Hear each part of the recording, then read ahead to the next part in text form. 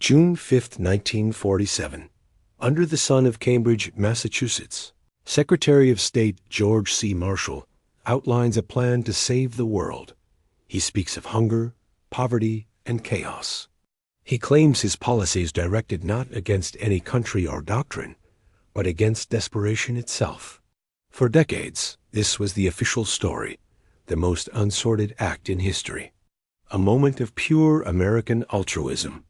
But if we look past the speeches and into the internal memos of the State Department, a different story emerges. A story not of charity, but of cold, hard calculation. By 1947, the war was over, but a new crisis was strangling the West. It wasn't just about bombed bridges or starving cities. It was a financial heart attack known as the dollar gap. Europe had run out of gold. They had no dollars to buy American wheat or machines. And without Europe buying, American factories faced a crisis of overproduction. George Kennan, the architect of containment, didn't view the problem through a humanitarian lens. In his private analysis, communism was a parasite that feeds on diseased tissue. The goal wasn't just to feed the hungry. It was to heal the host, the European economy, so it could resist the infection and, crucially, keep the American capitalist engine running. This series will investigate how $13.3 billion to $150 billion in today's money became the foundation of a new empire. This was not a gift. It was an architecture of hegemony. Welcome to the Marshall Plan. How does one send $13 billion across the ocean without causing hyperinflation? The genius of the Marshall Plan wasn't in the amount of money, but in the method. Contrary to popular belief, the United States did not simply write a check to European governments. The process was far more sophisticated. Washington purchased American goods, tractors, fuel, corn, and shipped them to Europe. European governments then sold these goods to their own citizens for local currency. Here is the twist.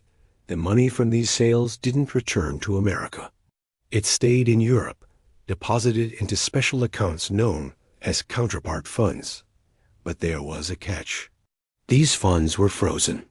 A European government could only touch this money with the explicit permission of the American administrator. This gave the United States unprecedented veto power over the internal budgets of sovereign nations. If France wanted to build a railroad using these funds, Washington had to approve it. If the U.S. felt a country's welfare spending was too high, they could simply keep the vault locked. It was a tool of macroeconomic precision. By releasing these funds strategically, the U.S. could suppress inflation or stimulate investment, effectively managing the economic pulse of the continent from across the Atlantic. Beyond the money, there was the condition of self-help. To receive a single dollar, the recipients had to do the unthinkable. They had to share their economic secrets with each other. The United States forced historic enemies to sit at the same table under the Organization for European Economic Cooperation. As noted in the analysis by historian Alan Millward, the Americans were not just rebuilding nations.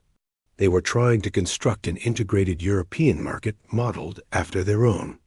They understood that a recovered Germany was essential for a recovered Europe. While the French wanted to keep Germany weak, the Marshall Plan logic dictated that without German coal and steel, the rest of Europe would remain destitute. The counterpart funds were the leverage used to force this bitter pill down French throats. So the machinery was in place. The funds were flowing. But money alone cannot erase ideology. As the gears of capitalism began to turn, a shadow fell over the East. The invitation to join the plan had also been sent to Moscow, and their answer would split the world in two. July 1947, Paris. The Soviet Foreign Minister Vyacheslav Molotov arrives to discuss the Marshall Plan. Publicly, the American offer was open to all of Europe, including the Soviet Union. But as the revisionist historians like William Appleman Williams later argued, this invitation was a poisoned chalice. George Kennan and the State Department planners knew that Stalin could never accept the American conditions.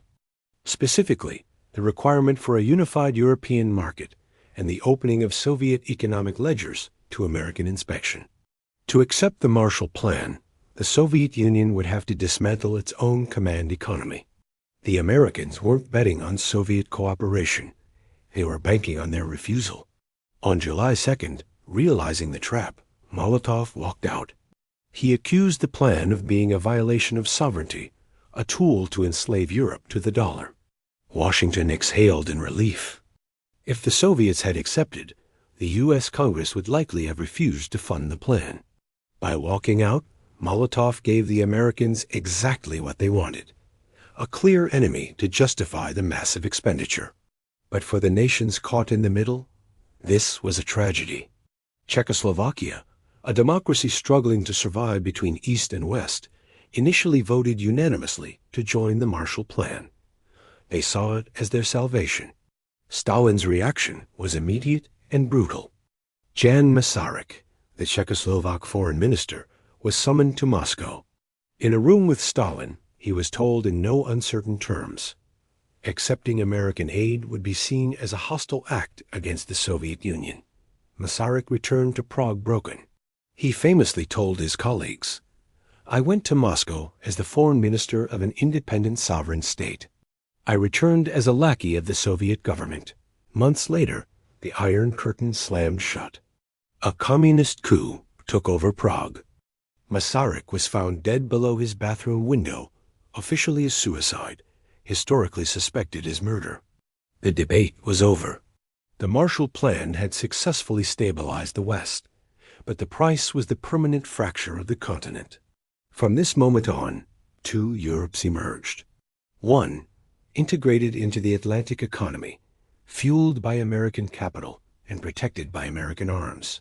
The other, isolated behind a wall of silence. The Marshall Plan didn't just rebuild Europe. It defined the battlefield of the Cold War. Did the Marshall Plan save Europe from total collapse? The data suggests a more nuanced reality. Historian Alan Millward argued that the European recovery had already started before the first dollar arrived in 1948. The factories were there. The skills were there. What Europe lacked was the currency to keep the engine running. The Marshall Plan didn't build the engine. It provided the fuel, the dollars, to prevent it from stalling due to the balance of payments crisis. But its true impact went far beyond economics. It was a project of social engineering. By tying aid to cooperation, the U.S. forced the Europeans to dismantle their old trade barriers. The Organization for European Economic Cooperation, created to manage these funds, was the grandfather of the European Union. Washington didn't just export goods. It exported a model of society: mass consumption, high productivity, and centrist politics. It was the American way of life, packaged as a geopolitical shield. This leads us to the final verdict. Was it imperialism? Yes, but of a very specific kind. Historian Geir Lundestad called it an empire by invitation. Western Europe wanted American protection and capital to shield itself from the Soviet threat. They invited the hegemon in. The $13 billion were an investment with an infinite return. It secured markets for American factories and loyalty for American foreign policy for the next 70 years. The Marshall Plan remains the gold standard of soft power. It proved that in the game of nations, it is often cheaper to buy allies than to conquer enemies. It was not an act of charity. It was the most profitable purchase of stability in human history.